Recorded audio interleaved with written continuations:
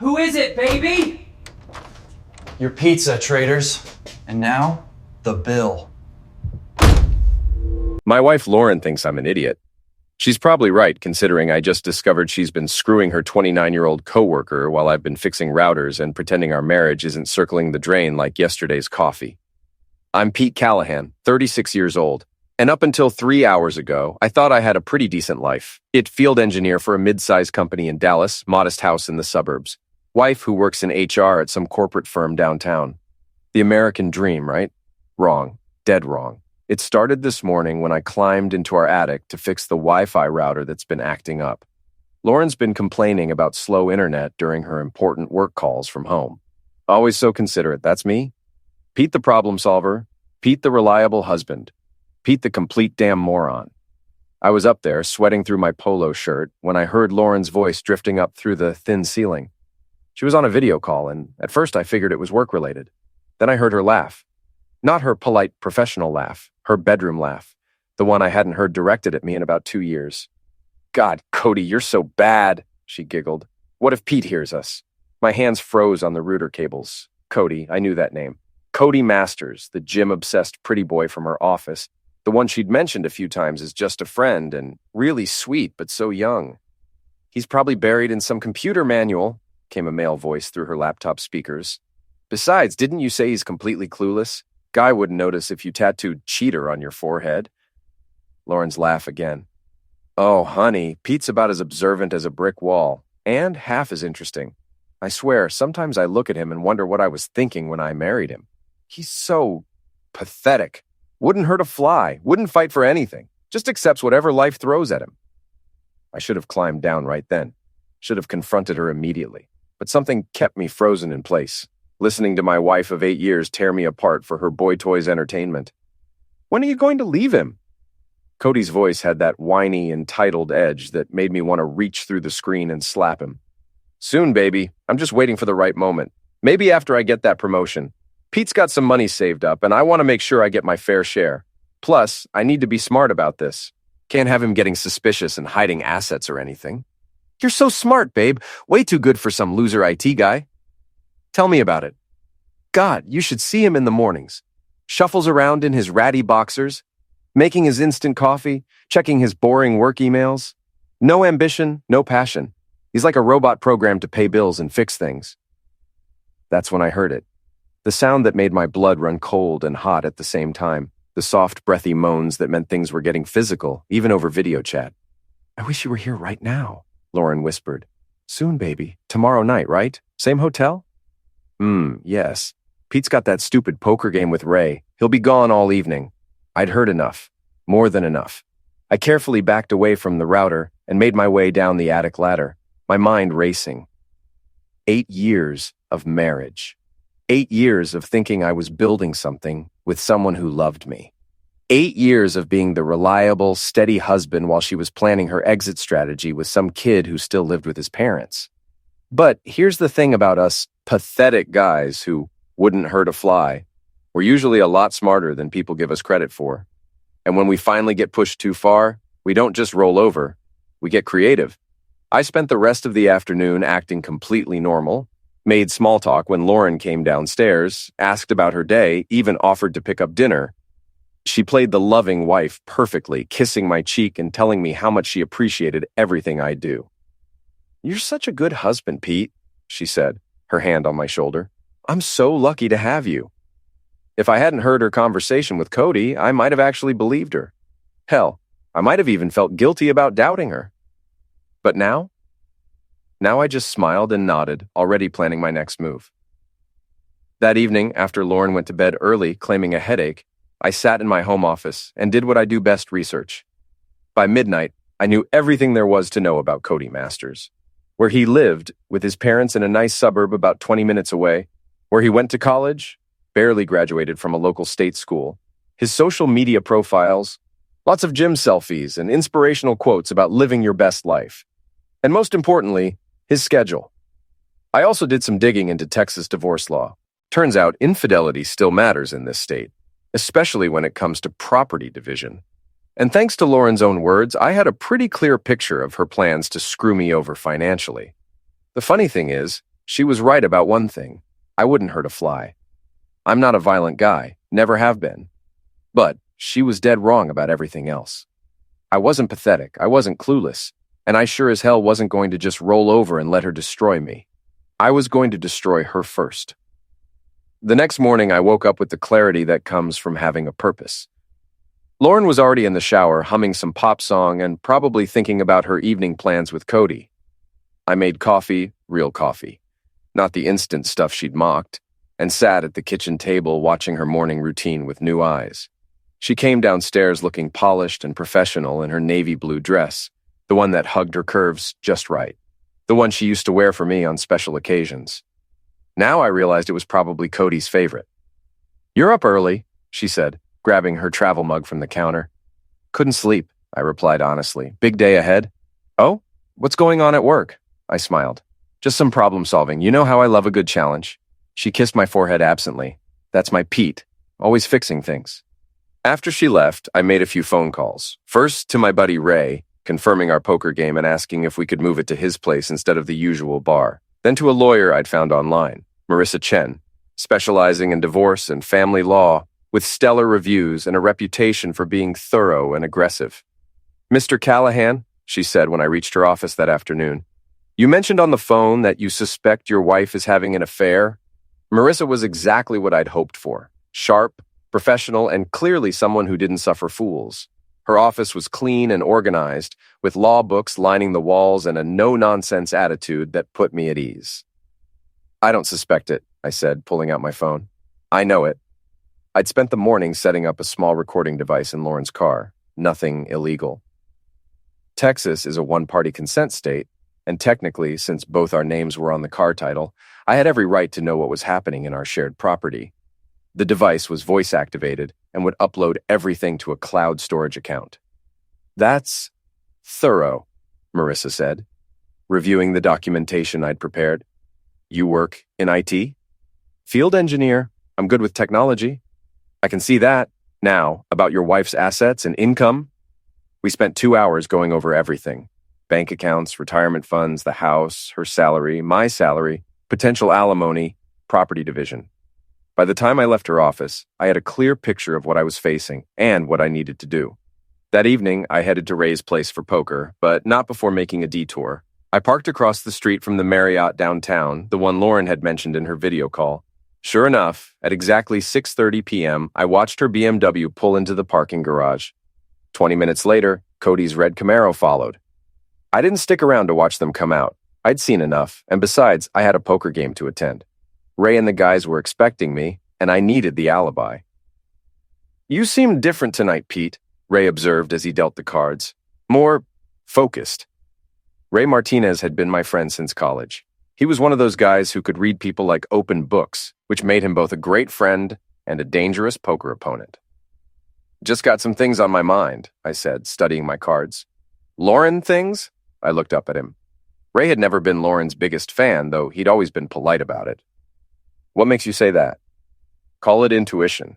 Plus, you've been checking your phone every 10 minutes, and you never do that during poker night." He was right. I'd been waiting for the recording device to upload something useful. So far, I'd gotten Lauren singing along to the radio and a phone call with her friend Vanessa about weekend plans. Nothing incriminating, but the night was young. Around 10 p.m., my phone buzzed with a notification. New recording uploaded. I excused myself to the bathroom and listened with earbuds. "That was incredible," Lauren's voice, slightly breathless. "You're incredible," Cody replied. "I can't wait until we don't have to sneak around anymore." "Soon, baby. I've been thinking about what you said about just leaving him. Maybe I should just do it. Rip the Band-Aid off." "What about the money?" "I'll figure it out. I'm tired of pretending to care about him. Do you know he tried to make me breakfast this morning like some pathetic housewife fantasy? It was so sad." My jaw clenched. The breakfast had been my attempt to do something nice for her, despite knowing what I knew. Apparently, even my gestures of kindness were worthy of mockery. "Plus," Lauren continued, "I think he's getting suspicious. He's been acting weird lately. More attentive, asking more questions." "You think he knows?" "God, I hope not. The last thing I need is him getting all dramatic and possessive. Though honestly, I can't imagine Pete getting worked up about anything. The man has the emotional range of a goldfish. That's when I heard something that made my blood boil. The sound of them laughing together, at my expense. My wife and her boyfriend having a grand time talking about what a pathetic loser I was. I returned to the poker table with a new sense of purpose. "Everything okay?" Ray asked. "Actually," I said, "I think everything's about to be perfect." The next morning, I woke up before Lauren and made myself breakfast, real breakfast, with eggs and bacon and fresh coffee. When she came downstairs, she looked surprised to see me still there. "Shouldn't you be at work by now?" "Taking a personal day," I said, not looking up from my newspaper. "Thought I'd spend some time working on projects around the house." "Projects?" "You know, fixing things that are broken, cleaning up messes, getting rid of things that don't belong here anymore." She paused in the doorway, coffee mug halfway to her lips. "What kind of things?" I looked up at her then, really looked at her. 8 years of marriage, and I was seeing her clearly for the first time. The way she held herself when she thought she had the upper hand. The slight smirk that played at the corners of her mouth when she thought she was getting away with something. "Oh, just clutter," I said casually. "You'd be surprised how much junk accumulates over the years. Things you think are valuable, but turn out to be worthless. Takes up space, makes everything messy. Better to just throw it all out and start fresh." Lauren stared at me for a long moment. Something flickering in her eyes. Uncertainty, maybe. Or the first hint that her pathetic husband might not be as clueless as she thought. "Well," she said finally, "don't throw out anything important." "Don't worry," I replied, turning back to my newspaper. "I know exactly what's worth keeping." By the third week of my investigation, I had enough evidence to bury Lauren and Cody both. The recording device in her car had captured dozens of conversations, each one more damning than the last. Phone calls with her friends where she mocked our marriage, planning sessions about how to maximize her divorce settlement, and intimate conversations with Cody that would make a sailor blush. But I wasn't ready to play that card yet. I wanted to see how far they'd push it, how bold they'd get. I wanted them to feel completely secure in their deception before I pulled the rug out from under them. That's when Lauren made her first major mistake. "I'm going out with the girls tonight," she announced Friday evening, applying lipstick in the hallway mirror. "Vanessa's birthday dinner." I looked up from my laptop. Vanessa's birthday was last month. "It's a belated celebration," she said without missing a beat. "You know how hard it is to coordinate everyone's schedules." "Right, where are you going?" "That new place downtown. Meridian, I think. We'll probably be out late, so don't wait up." I nodded and went back to my laptop. But I was already planning my evening. Because according to the conversation I'd recorded 2 days ago, Lauren and Cody were planning to spend the night at his apartment while his parents were out of town. She'd told him she was getting tired of hotel rooms and wanted somewhere more intimate. At 8 p.m., I drove to Cody's neighborhood and parked where I could see his building. Sure enough, Lauren's BMW was already there, parked next to his Camaro like they weren't even trying to hide it anymore. I sat there for a few minutes, letting the reality sink in. My wife was upstairs, in another man's bed, probably laughing about what a fool I was. The old Pete would have driven home, poured himself a drink, and pretended it wasn't happening. But the old Pete was gone. I walked up to the building and pressed the buzzer for apartment 3B. "Yeah?" Cody's voice crackled through the intercom. "Pizza delivery?" I said in a slightly higher voice. "We didn't order any pizza." "Says here 3B, Masters, large pepperoni, and a bottle of Coke. Already paid for." There was a pause, then the sound of the door buzzing open. I took the stairs 2 at a time, my heart pounding with adrenaline and fury. When I reached the 3rd floor, Cody was standing in his doorway wearing nothing but boxer shorts and a confused expression. "Where's the pizza?" he asked. "Right here," I said, and punched him square in the nose. Now, I need to be clear about something. I'm not a violent person. I've never been in a real fight in my life.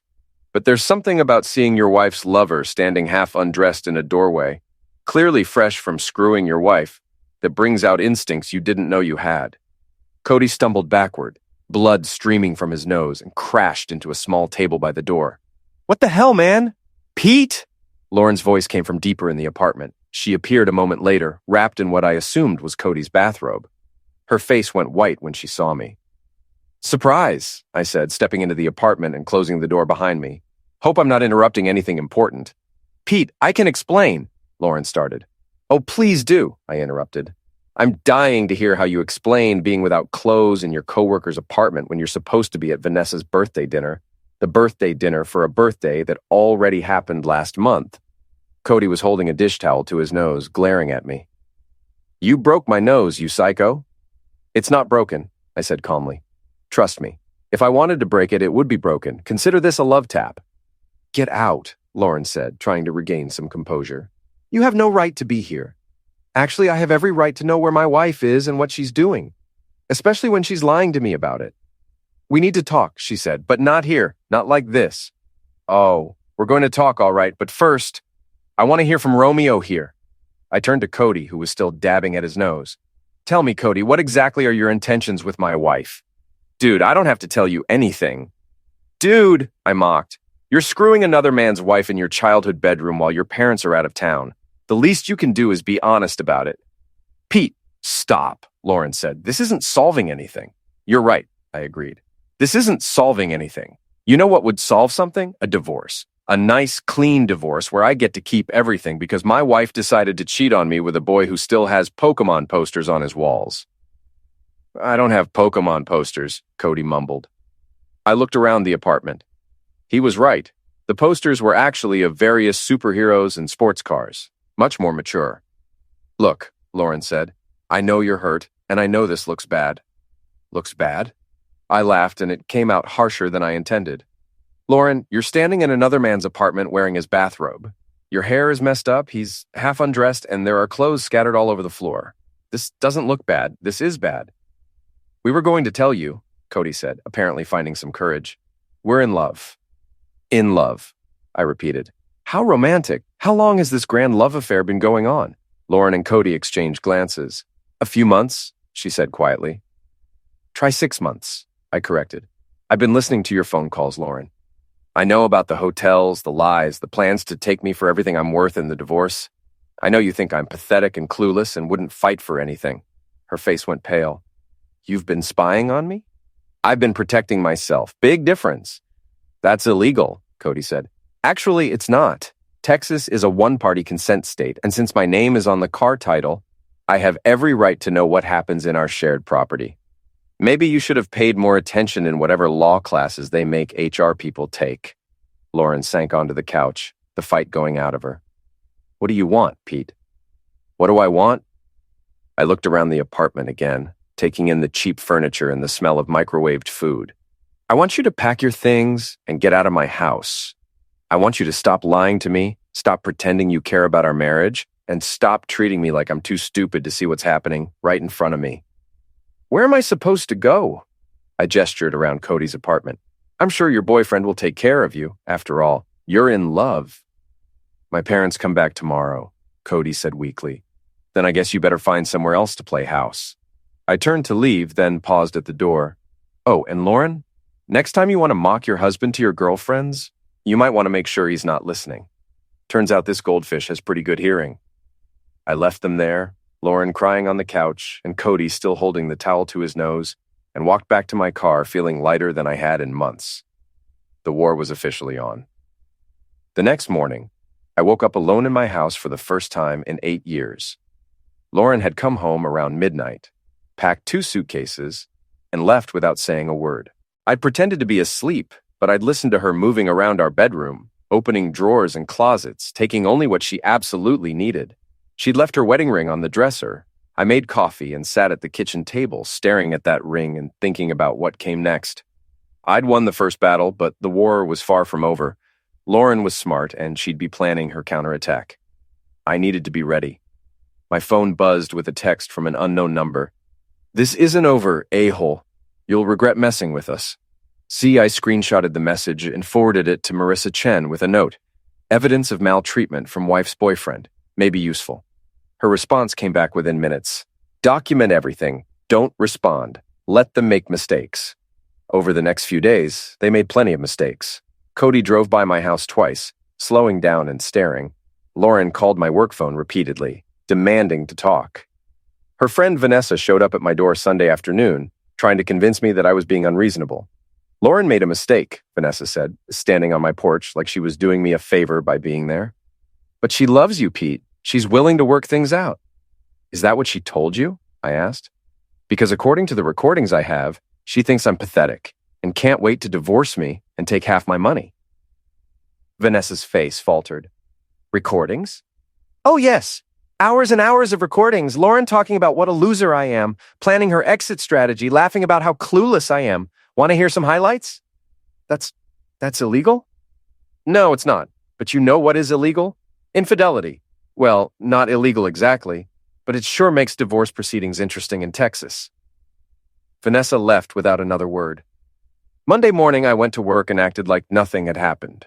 My coworkers knew something was up.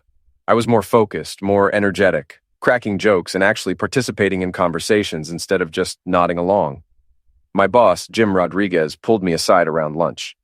Everything okay, Pete? You seem different. Just working through some personal stuff, I said. Nothing I can't handle. If you need time off. Actually, I'm feeling better than I have in years. That afternoon, Marissa called with an update. I've reviewed all the evidence you provided. Your wife's conversations about hiding assets and planning to claim you were abusive, that's going to work strongly in your favor. She said I was abusive. In one of the recordings, she discusses telling people you were controlling and potentially violent. It was clearly a strategy to gain sympathy and leverage in the divorce. My hands clenched around the phone. Even knowing what Lauren was capable of, hearing that she'd planned to destroy my reputation still hit me like a punch to the gut. The good news, Marissa continued, is that we have her own words proving it would be a false accusation. The bad news is that she's hired David Kellerman. I recognized the name. Kellerman was one of Dallas's top divorce attorneys, known for being ruthless and expensive. She's serious about this, I said. She's serious about taking you for everything you're worth. But Pete, with the evidence we have, I think we can not only protect your assets, but potentially get her to pay your legal fees. How? Infidelity. Planning to file false accusations, discussing hiding assets. She's violated her fiduciary duty as a spouse in multiple ways. If we play this right, she'll be lucky to get anything at all. That evening, Lauren called me directly for the first time since I'd confronted her at Cody's apartment. We need to talk, she said without preamble. I'm listening. Not over the phone. Meet me somewhere. Why? Because I have things to say that I don't want recorded. I almost laughed. Now you're worried about recordings? Pete, please, one conversation face to face. You owe me that much. I don't owe you anything, Lauren, but fine, one conversation. We met at a coffee shop downtown, neutral territory. Lauren looked tired, stressed, and older than her 34 years. She'd always prided herself on her appearance, but now her hair was unwashed and her makeup couldn't quite hide the dark circles under her eyes. You look like hell, I said, sitting down across from her. Thanks. You look good. It was true. I'd been sleeping better, eating better, and working out more in the past week than I had in months. Funny how getting rid of dead weight can be so energizing. What did you want to talk about? I want to apologize, she said, for the affair, for the things I said, for all of it. I made a terrible mistake. Which mistake? Cheating on me or getting caught? She flinched. I know you're angry. I'm not angry, Lauren. I'm done. Don't say that. We can work through this. Marriage counseling, therapy, whatever it takes. What about Cody? That's over. I ended it. I studied her face looking for tells. Lauren had always been a good liar, but I'd learned to read her over the years. The way she touched her neck when she was being deceptive, the slight tightening around her eyes when she was trying too hard to be convincing. You're lying, I said. I'm not. You're still seeing him. Probably staying at his place while his parents are out of town trying to figure out your next move. Her face crumpled. Pete, please, I know I screwed up, but we can fix this. No, we can't. You know why?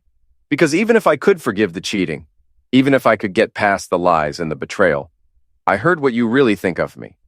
I heard you laugh about how pathetic I am, how boring, how worthless. I didn't mean those things. Yes, you did. And you know what? You were probably right about some of it. I was pathetic. I did just accept whatever life threw at me. I didn't fight for anything. Then let's change that. Let's fight for us. I stood up. I am fighting, Lauren, just not for us. As I walked away, I heard her calling my name, but I didn't turn around. The old Pete would have turned around. The old Pete would have given her another chance, would have convinced himself that love could overcome anything. But the old Pete was gone, and he wasn't coming back.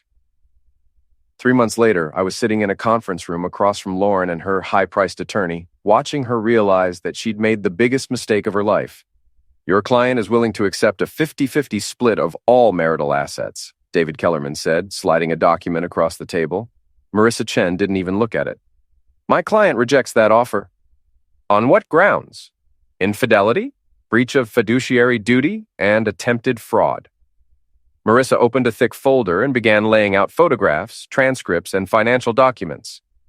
Your client engaged in a 6-month affair, during which she discussed hiding marital assets, filing false accusations against my client, and fraudulently claiming emotional distress. Lauren's face went white as Marissa played selected audio clips from the recordings. Her own voice filled the room, mocking me, planning her strategy, laughing about how easy it would be to manipulate the system. Furthermore, Marissa continued, your client has been living with her paramour and his family while claiming she needs spousal support because she has nowhere to go. How did you? Kellerman started. Private investigator, I said calmly. Turns out Lauren's been playing house with Cody and his parents for 2 months now. They even went on a family vacation to Galveston last weekend. Lauren finally spoke up. Pete, you don't understand. I understand perfectly, I interrupted. You thought you could play me for a fool, take half of everything I've worked for, and ride off into the sunset with your boyfriend. But you got greedy, and you got sloppy. What are your client's terms? Kellerman asked, clearly recognizing a losing battle. Full ownership of the marital home, all retirement accounts, and Mrs. Callahan pays Mr. Callahan's legal fees, Marissa said. In exchange, Mr. Callahan won't pursue criminal charges for the attempted fraud or file a civil suit for alienation of affection against Mr. Masters. That's ridiculous, Lauren said. You can't leave me with nothing. I'm not leaving you with nothing, I replied. You can keep your car, your personal belongings, and your 401k. Plus, you have a job and a boyfriend with a steady income. You'll be fine. Cody and I broke up, she said quietly. I wasn't surprised. According to my private investigator, Cody had been getting cold feet about the whole situation, especially after his parents started asking pointed questions about his friend, who'd been staying with them. That's unfortunate, I said, but not my problem. The negotiations took another hour, but the outcome was never in doubt. Lauren signed the papers with tears streaming down her face, and I walked out of that conference room, a free man. 6 months later, I was sitting on my back deck, drinking a beer and watching the sunset, when my phone rang. It was Ray. How's the bachelor life treating you? He asked.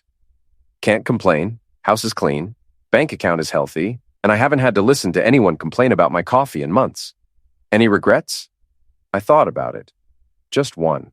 What's that? I should have done it sooner. Ray laughed. So what's next for Pete Callahan? I'm thinking about taking that promotion Jim offered me. Regional manager position, travel, good money. Sounds like a new beginning. Yeah, I said, watching the sun disappear behind the trees. It really does.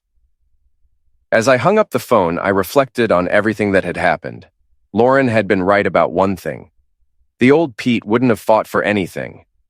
He would have accepted whatever life threw at him, would have let people walk all over him, would have convinced himself that keeping the peace was more important than standing up for himself. But she'd been wrong about everything else. I wasn't pathetic, I wasn't clueless, and when pushed far enough, I absolutely would fight back. I just fought smarter than she expected. The divorce was final, the house was mine, and my future was wide open. Lauren was working at a new company across town, living in a small apartment, and, according to mutual friends, still trying to figure out where everything went wrong. I could have told her, but she probably wouldn't have listened anyway. Some people think revenge is a dish best served cold, but I disagree. I think it's best served with perfect timing, overwhelming evidence, and the satisfaction of knowing that justice was done not through violence or cruelty, but through simple truth and consequences. Lauren wanted to play games with someone she thought was weak and stupid. Instead, she found out what happens when you underestimate the quiet guy who fixes things for a living. I fixed my marriage, all right. I fixed it by ending it, and I'd never been happier.